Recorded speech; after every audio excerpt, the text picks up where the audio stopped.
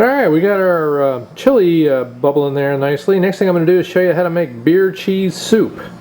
So we're going to need another pan, or actually a pot, that we can cook in, and we'll show you exactly what it is. I'll show you around the ingredients over here.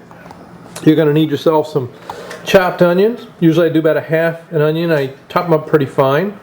You're going to need another bottle of beer, a little bit of Worcestershire sauce, half cup of flour, half of a stick right here of butter.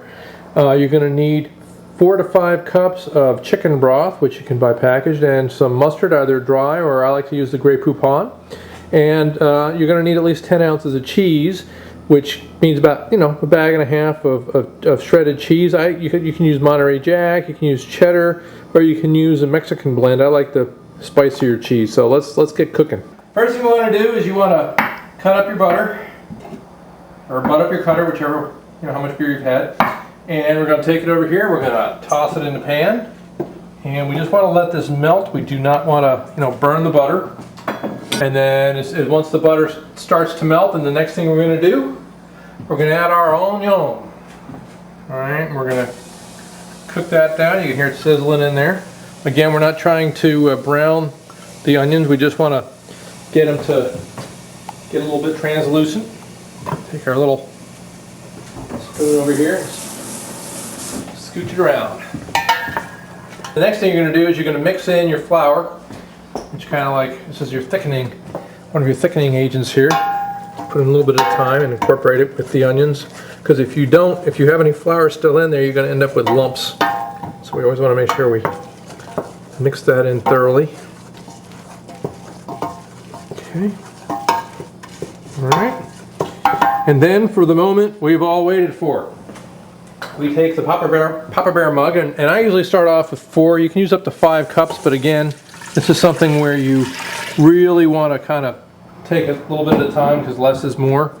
And what I'm going to do right now is just kind of let the flour reconstitute into that.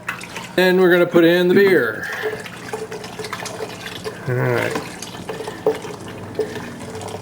There you go.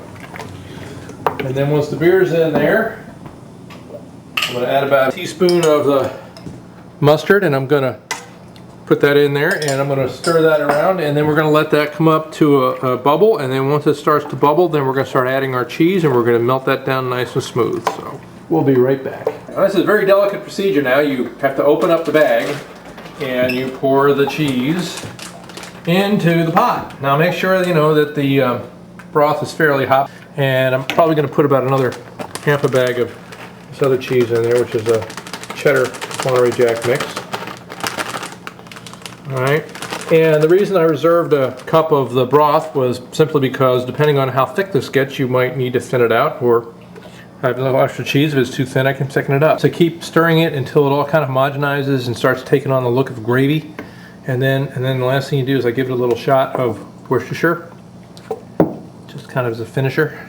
Make sure that when you are cooking this, that you keep stirring it, because it's like a pudding. If you just let it, if you walk away from it, you could have a real disaster. But it only takes about 10 minutes to make, so it's well worth the effort. You can wow your friends. You can have your beer cheese soup with your beer bread, and everybody's going to go home a happy camper. All right, next we're on to dessert. Come on, Dave.